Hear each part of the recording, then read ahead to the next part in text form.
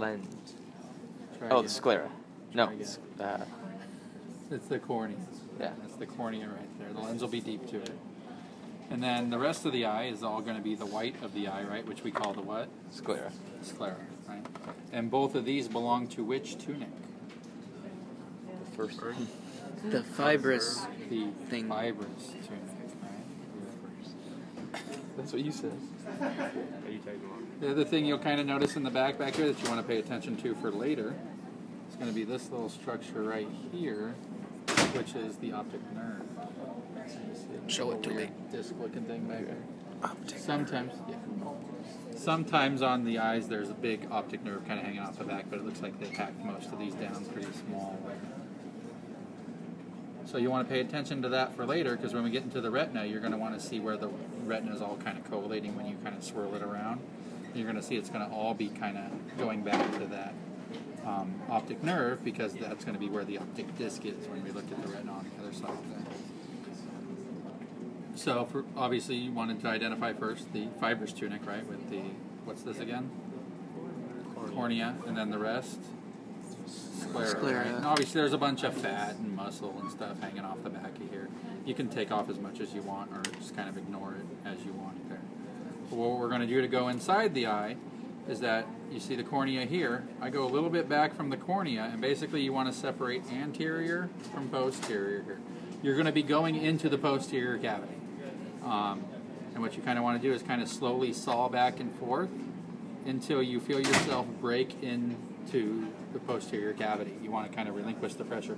If you push too hard, you will shoot somebody, and we've already had it happen today. I was going to ask about the risk of aqueous humor, like flying at your face. Very high. So definitely kind of be slow and gentle as you're kind of breaking through. You'll feel yourself break through. You'll feel the loss in pressure on the inside of the cavity here when you break through. Everybody close your mouth. So usually what I do is kind of keep my fingers over it like this in case it does squirt a little bit, but you'll see it kind of erupt. Man, it's really hard. And hopefully you have a good scalpel, unlike I do. Oh, there it goes. You take a little bit to kind of get through here. I don't know where that incision I just made, but I definitely popped it open.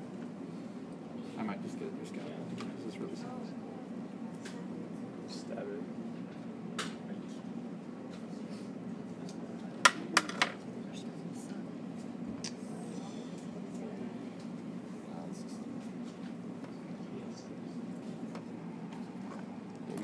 Anybody break through yet? I did, but I can't find my incision that I made. Well, just push on it and you'll watch the juice fly out of it. We don't want that juice in there. Well, it's going to come See, out anyway. it's so, right yeah, right. there. Do we want a big incision? Yeah, you're going to completely separate the front from the back here, Whoa. along where your incision is. See? Saw some of it come out there. You see all that aqueous humor coming out?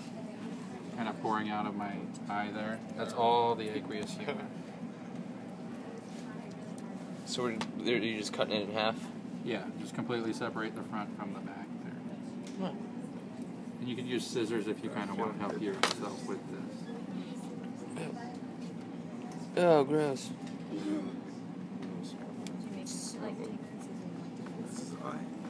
Yes, it is. What's all that black stuff? That's like the black goop. It's part of like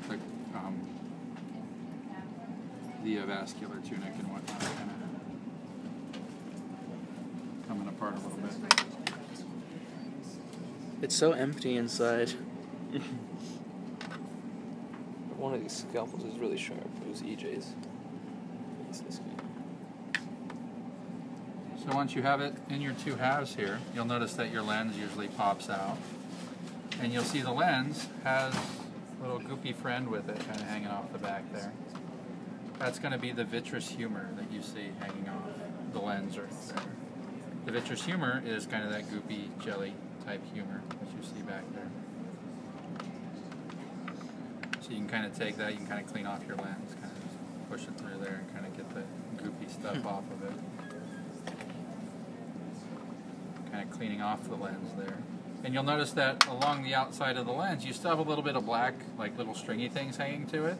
Most of that is going to be suspensory ligaments that would be holding the lens in place. Right? Remember, coming off the ciliary body, you have those suspensory ligaments that are going to be kind of moving the lens a little bit, distorting it, moving it into place. And that's what those little black stringy things are. And the lens, you can feel how hard it is, right? It's kind of, those of you with gloves might want to touch the lens. I know most people aren't touching them or feeling them, but they're like little hard marbles, right? Yeah. So the lens gets moved as well as the iris, or not the iris, the iris. It moves. It gets tilted and whatnot by the ciliary body.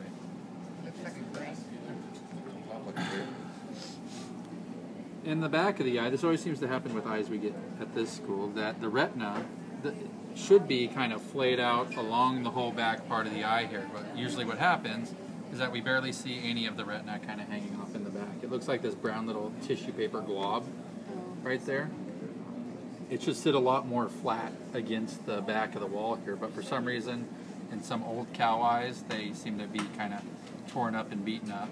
But you can see they all connect to where you see your optic nerve on the other side right there. You can kind of see the optic disc on this side where the retina is still barely hanging on. And on this side, that's right where the optic nerve is. So that's where you're seeing that difference, kind of, where it's where you see that retina attaching there. So basically the retina, it looks like a flat piece of brown tissue paper when you have a good eye. Okay, but that's that right there. Yeah, yours is all flat together for whatever reason they do that. So less than good cow eyes. So that retina is part of which tunic? It's the only structure in its tunic. The retinal tunic. What type of tissue is it? Oh, I don't know. Oh, not It one. has photoreceptors in it. It's part of the nervous system. The nervous So what tunic. The nervous tunic, right? So that's what that retina was part of, was that part of that nervous tunic. Obviously attaches to a nerve, that should give it away. So once we get that nervous tunic out of the way, all that's exposed here is going to be the vascular tunic that we're going to be looking at next, right? Because we saw the fibrous tunic on the outside, vascular tunic next, then nervous on the very inside, right? We removed the nervous tunic, so all we have left now is vascular tunic, right? So the first thing you should do is take your eye, the front of your eye, and pop it inside out.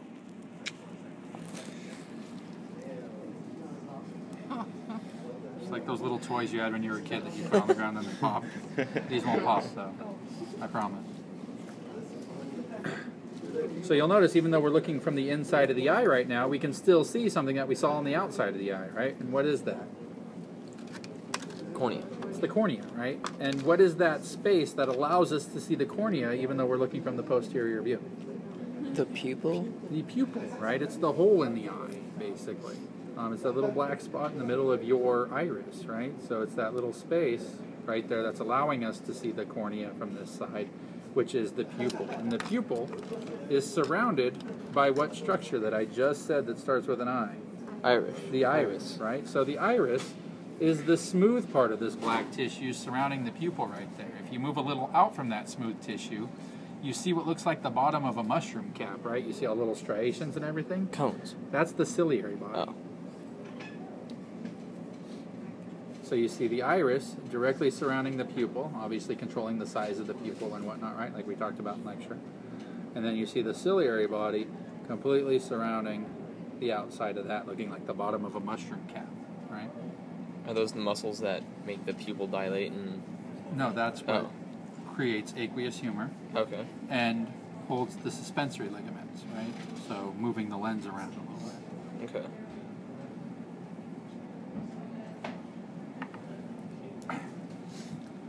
And they're both part of which tunic? Is visceral a tunic? No. Third one. Whatever the third one you think is, but no, it's not the third one. Fibrous. No, Nervous. no.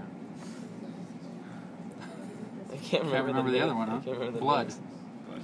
Vascular? Vascular tunic, Oh, okay. right? They're part of the vascular tunic, right? Because it's taking the blood, the ciliary body's taking the blood and making what? Aqueous humor. Aqueous humor, right? Just like your brain, your choroid plexuses do with the cerebrospinal fluid, right? Same kind of process going on here. So that's kind of it for the anterior part of the eye and what you're going to see in there. So be able to identify that stuff along with the lens and whatnot. And then we have the back of the eye, where we see this nice, cool colored thing. Looks like an abalone shell or whatnot, right? If you've seen those before. And what structure is that going to be? It's right deep to, The I guess you retina. would say it's superficial to the Sclera. retina. Oh. So we took away the retina. What's the next layer there? What tunic is it part of? Same tunic, vascular, right? And it's going to be, starts with a K, ends with oroid. Choroid plexus. Choroid. No, not plexus. Not the plexus.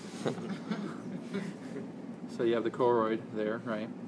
And then you'll notice that you can kind of start pulling it off, and as you pull it off, listen closely as you pull it off. You can hear it tear.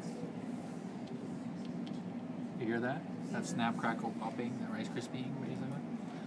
Those are all the blood vessels tearing as you're pulling that off. So it's highly innervated with blood vessels there, so you hear all the popping and the tearing and all that kind of stuff.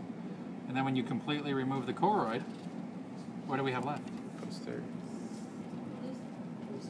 The sclera. The sclera. Right? So you can see how thick the sclera is when it's all by itself, how tough it is. What kind of cells make up the sclera? It's dense connective tissue. Okay.